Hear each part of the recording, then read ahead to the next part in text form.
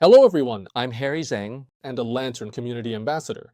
Welcome to this series of courses on building agents based on LangChain and OceanBase. Today is our fourth session. In the previous three sessions, we introduced how to use these tools to build AI agents.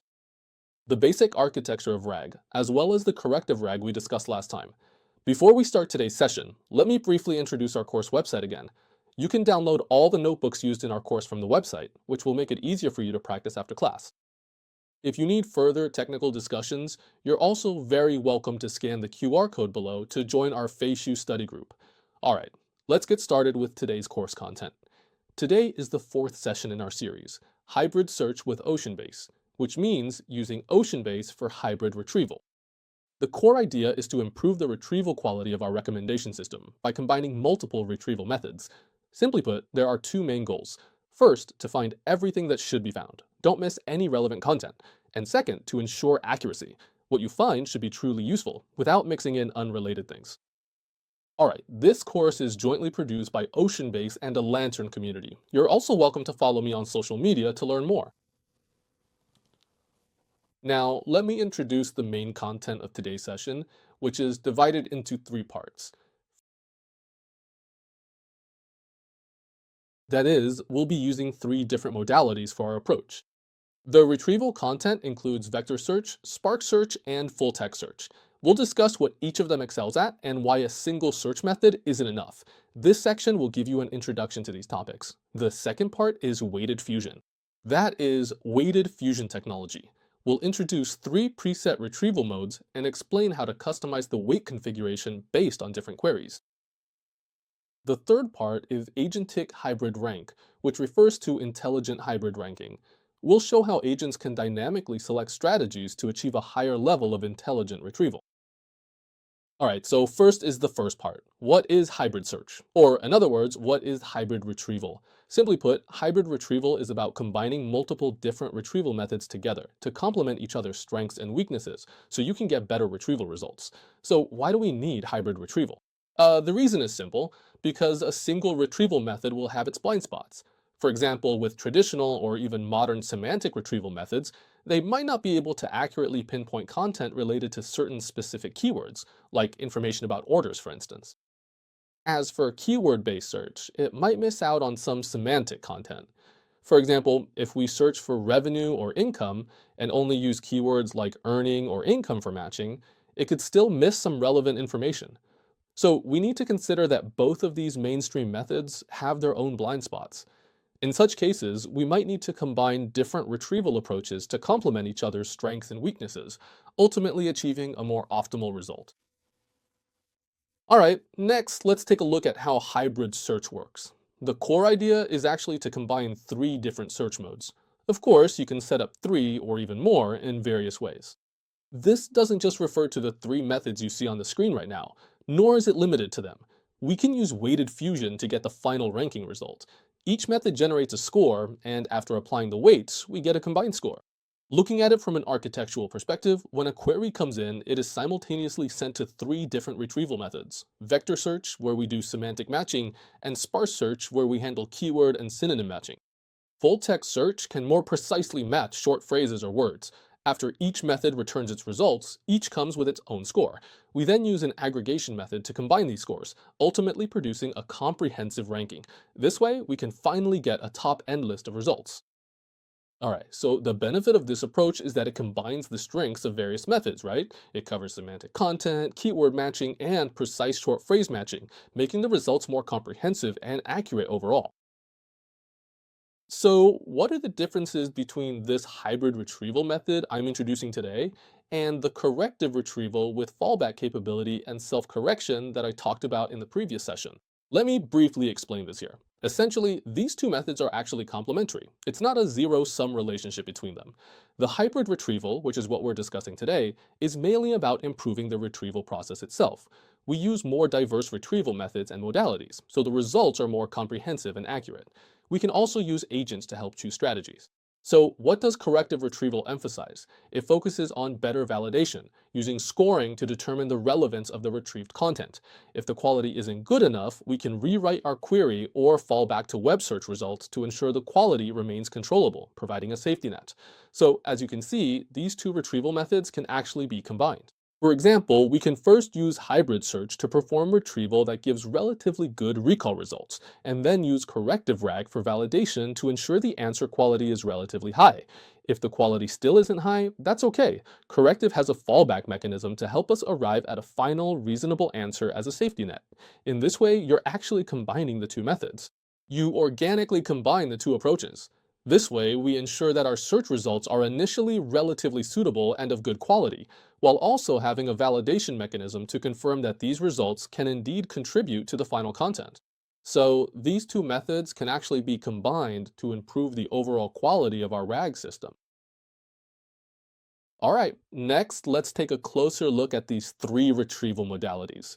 Before diving into each one, let's first compare their individual characteristics. Vector search, which is our vector-based retrieval, is fundamentally about semantic similarity. In other words, it can understand meanings and concepts, and then find content that conceptually matches it best. Its core is the expansion of keywords and synonyms. With keyword-based matching, you don't need to call an AI model, unlike vector search, which basically always requires a modern model. Only then can it generate a vector for subsequent semantic matching. With sparse search, it's possible to not use a vector model at all. Usually we can choose not to use a vector model, but of course you can also use a model specifically designed for sparse vectorization to perform related operations. It places more emphasis on clustering keywords and synonyms.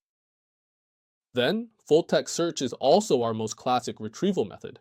Before we had modern search techniques, actually many of our search engines used full-text search. The core of this method is the precise matching of phrases, accurately finding the exact same string, you could say, being able to locate it exactly. It's most suitable for those queries that require exact phrase matching. So, in their respective scenarios, there are still differences between them. Generally speaking, the methods we use most are vector-based search and full-text matching.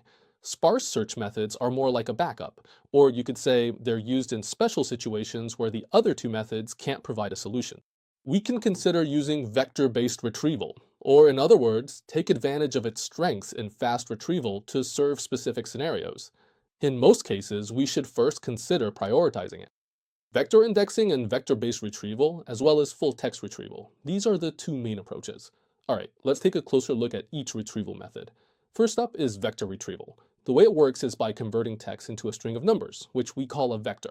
Then, by calculating how similar two vectors are in terms of semantics, we can find the most relevant documents. You can think of it this way. The more similar the meanings of two pieces of text, the more alike their vectors will be, and the higher their similarity score. Of course, vectors here also involve the concept of dimensional space. For instance, we have 768 or 1536 dimensions. Closer vectors across more dimensions yield higher similarity scores, right? This approach understands meanings and concepts, finding them from this. Semantically similar content, that's its greatest strength. For example, if we ask, hey, what does inflation mean? It can find reasons for rising prices. Even if the document doesn't explicitly mention the word inflation, it can still find similar or related concepts. But its drawback is that it might miss some precise terms or specific content. For example, if we have a large document full of long product codes or a lot of professional abbreviations, in these cases, we need exact matches from a semantic perspective. It might actually miss those, and that's a rather distinctive characteristic of this approach. Alright, next up is sparse search, or Spark search. The way it works is by extracting keywords from the text and then scoring each word. The scoring logic goes something like this. The more frequently a word appears in a document, and the less it appears in other documents, the higher its score will be. So an important feature of sparse search is that it can also expand synonyms. For example, if we search for income, it can also match related terms like revenue or profit. It works for documents with content. Also, it doesn't require calling an AI model, so in many scenarios, it's relatively fast. However, its downside is that it's not very friendly to certain specialized or proprietary terms, and its ability to match based on semantics is relatively weak. So it's more of a supplement to the other two retrieval methods.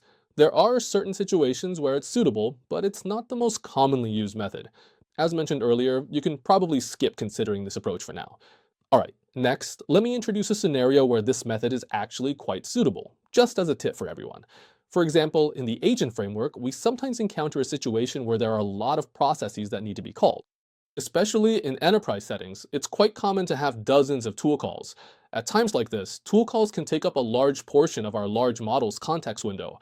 So our strategy here is to agree that even though we might have dozens or even 100 tools, when it comes to actually making a call, we quickly filter out the most relevant tools based on the user's request or query. At this point, sparse search becomes quite useful. Why is that? First, it supports matching keywords as well as synonyms, including synonym matching and expansion. This means we can start by setting some keywords, and as our entire toolset expands, the related terms and relevant content also increase. We can group them together as synonyms, so the matching capability can be expanded. Second, it's fast. For example, we can use an algorithm that doesn't rely on vectors, and then generate the vectors separately. In this way, it's definitely much faster than calling, especially calling some online models. It's much, much faster. So for rough matching, it's often more than sufficient. In this tool selection scenario, it's actually especially suitable. It's fast, and with a rough screening, you can narrow things down from hundreds to 10, or even fewer. If you need to quickly complete this process, then this scenario is a perfect fit. Alright, now let's unlock the full text. The way it works is by creating an index for every word in the document, and then recording where that word appears in the document. This way, when you search, the database can very quickly find the documents that contain that word. So the speed is really fast. Of course, there is also a cost to creating these indexes. The advantage, though, is that it's precise and quick, right? For example, if you're looking for a specific proper noun or an exact chapter title or content that matches exactly, it's extremely fast. What are the drawbacks? The drawback is that it's an exact match, precise matching. So if you make a spelling mistake, it might not work. Also, it doesn't have any semantic capability. For example, if we only search for a specific keyword like income, then anything related to income, like sentences about how money is earned, those kinds of phrase content won't be matched. Alright, so to briefly summarize, what are the main differences and use cases for these three different retrieval methods? For example, for conceptual queries, like what is financial risk, questions that require some semantic understanding, we should use like the search. For queries that involve keywords, or where there are synonyms or related terms, we can use sparse search to do some quick lookups and enhance the retrieval process, basically to fill in any gaps or catch anything we might have missed. But relatively speaking, it's not used that much, because with this kind of approach you can just use full text search for precise matching, especially for things like specific chapter titles or contract clauses, where not a single character can be off. In these cases, full text search actually works better.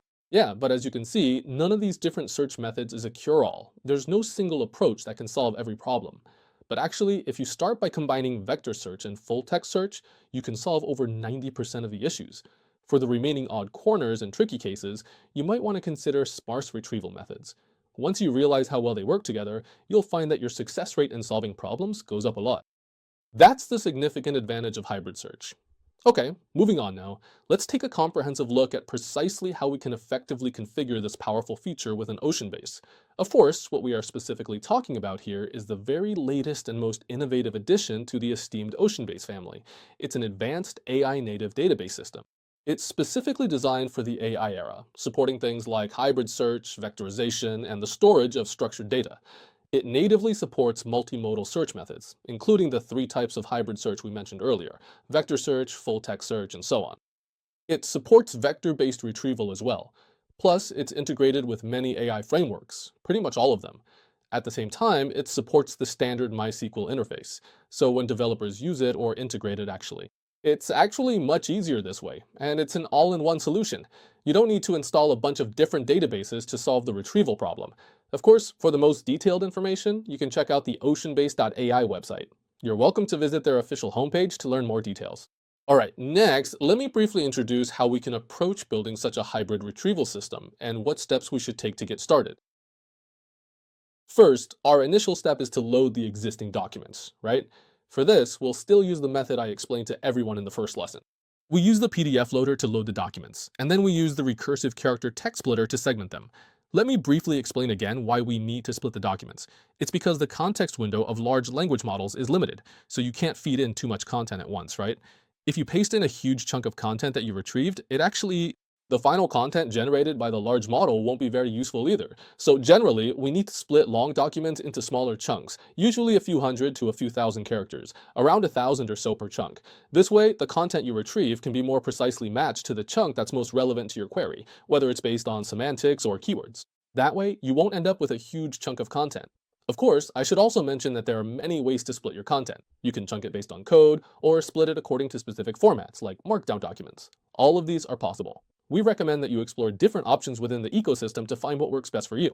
You can learn more about text splitters, how to slice content in a user-friendly way, as well as various storage strategies are all topics that can be explored further. We won't go into too much detail here, but you can find out more through the LangChain ecosystem. Alright, so the second step is to set up the core of our hybrid retrieval, which is storage, specifically hybrid storage. How do we initialize this storage? Here, we use the OceanBase library. Of course, the underlying database we actually use here is the DB we mentioned earlier. You could also use OceanDB, but the lightweight option is more suitable for our purposes. Some exploration and experimentation in the field of AI. Here, remember that in addition to the embedding function we used for vector indexing before, we also need to enable both include sparse and include full text. Make sure to turn on these two options. Once you turn them on, you can ensure that all three modalities are fully supported. Here, something to pay special attention to is that in OceanBase as well as seekdb, they both support this kind of hybrid data processing. You don't need to install multiple databases to have robust capabilities and support. Alright, moving on. Since we've already seen that we have this vectorized function, it's relatively easy for us to use this vector store. When we query, or when data comes in, it will actually help us perform certain operations. The vectorized processing. What we need to do additionally is to prepare the sparse vectors and get ready for some full text search tasks. So here, for example, we first need to generate these sparse terms. Simply put, we need to convert the text into keywords and also establish a corresponding relationship with the weights. For example, the weight for Nike is 0.8, the weight for revenue is 1.0, and the weight for growth is 0.6. So we generate a simple vector like this, which contains this kind of information. There are different ways we can implement this. As mentioned earlier, in most cases, we might not need to use a model to handle it, but of course you can still use specific vectorization models, like sparse vector processing models, to handle it. These can also help you enhance certain semantic capabilities, making the semantics even stronger. Of course, if you use some other algorithms, if you use functions to handle it, you can achieve fast processing, and each method has its pros and cons.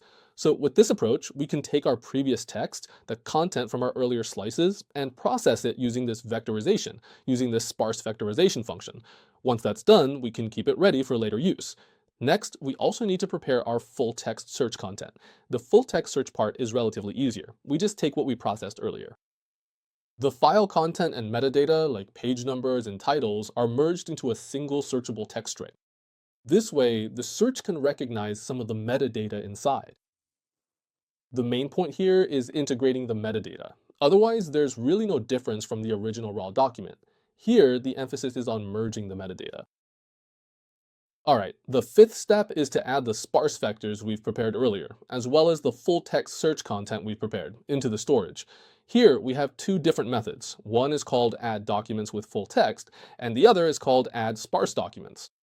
By using these two methods, we can inject the content we've prepared into our storage, and then later on, we can perform a fusion-based retrieval. Alright, moving on. Once we've prepared the previous content, we can do a quick test. Here, for different retrieval dimensions, we have different testing methods, which are called respectively. Similarity search refers to vector-based retrieval. In addition, there's similarity search with sparse vector, which is our new method, and then there's similarity search with full text, which is the full text retrieval method. By using different retrieval functions, you can individually choose different retrieval entry points to perform targeted searches. You can refer to the notebook we provide later to understand these three different methods and see the results they produce. You can also directly feel which ones perform better and which ones might be relatively weaker. Alright, next I'll introduce hybrid indexing. How can we more effectively combine the three methods mentioned earlier? Here we have a built-in scoring system as well as a built-in fusion mechanism. This is actually a very core and fundamental feature that is provided for us within OceanBase. The sophisticated method offered here is specifically called advanced hybrid search, which can effectively automate some of the processing tasks and operations. Score normalization and weighted fusion.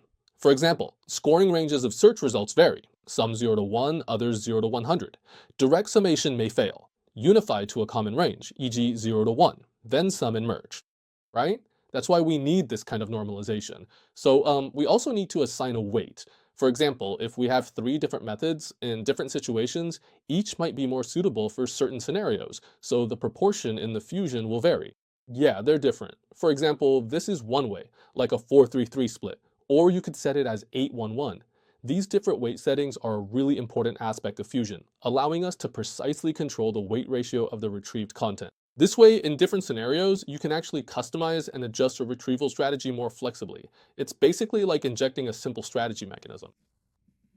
Alright, so of course, this function is actually very simple, as you can see. All the complex work is handled for us by the underlying database. So from a developer's perspective, it becomes relatively easy to use. You might just need to tweak some parameters, right? Then prepare the data beforehand, adjust their weights, and then test and validate the direct results in different scenarios. This is actually a really great experience. Alright, so here in our notebook, we've actually prepared some preset configurations for everyone. For example, 433 is a relatively balanced configuration, but this kind of balance is, how should I put it, only optimal when it's adjusted for your specific scenario. This is just a numerical balance. It doesn't mean much by itself. So for instance, if you want to focus on strengthening semantic search, you can increase the weight of the vector. If you need to emphasize full text search, then raise the weight for full text. As for sparse, generally speaking, you don't set it very high, because most of the time it's just playing a supporting role. So what you should mainly adjust are the vector and full text weights, and leave sparse at around 10 to 20. That's usually enough. Alright, so for example, when it comes to semantic search, you might search for something like strategic topics, such as, what is Nike's strategy for this year? Questions like that are more suitable for semantic search. But if you need to match specific clauses, section names, or certain keywords, then the full text or exact match strategy would be more appropriate. Okay, right. I've also provided some examples here for everyone. You can use these as a reference, just for your reference. But the main point is, just remember that this ratio, the weighting ratio, can be customized. And then the two main approaches are to strengthen semantic matching and to strengthen exact matching.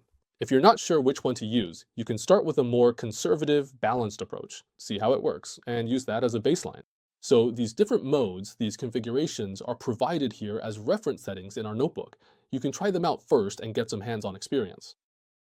Alright, so now that we have this pretty solid hybrid retrieval capability, can we take it a step further and enhance it even more? Obviously the answer is yes, because in this series of courses, we really emphasize that with RAG, in the current framework, it's actually pretty rare for us to just use a simple two-step pipeline. In most cases, we use an agentic RAG approach, which is definitely driven by large models to perform RAG. So within this framework, let's take a look at how to combine agents with hybrid search. So the main issue is that with pure hybrid search, even though you already have multimodal retrieval, a common problem is that the weights are hard-coded. As a result, you might not be able to adjust them effectively and may have to tweak them every time. When you get different queries coming in, you might not be able to handle them flexibly. That's when using an agent approach, like Agent RAG, becomes much more adaptable. For example, you can define and preset some strategies, just like we saw earlier where we had 3 preset strategies. You can even open up our weight configuration options and let the agent make judgments and choices. So what can the agent do during search? Before retrieval, it can analyze the request, use heuristic reasoning to choose the optimal mode, and then proceed. It can then call your tool functions like this. In this way, your static retrieval method becomes dynamic, based on the user's question and on reasoning. And what's more, if the reasoning doesn't work well, I can even loop and iterate to unlock solutions, so its flexibility becomes much greater. So how do we actually implement this? It's actually very simple, almost the same as the way we showed you before. First, we need to wrap a tool function, and here we call it hybrid search. As for the knowledge base, its core is also very simple. What we're showing here is just an example, so we've kept it relatively straightforward. Just some custom strategies, and we let the agent choose among these strategies. Of course, you can expand on this further. You could even open up the weighting ratios for the agent to fill in themselves.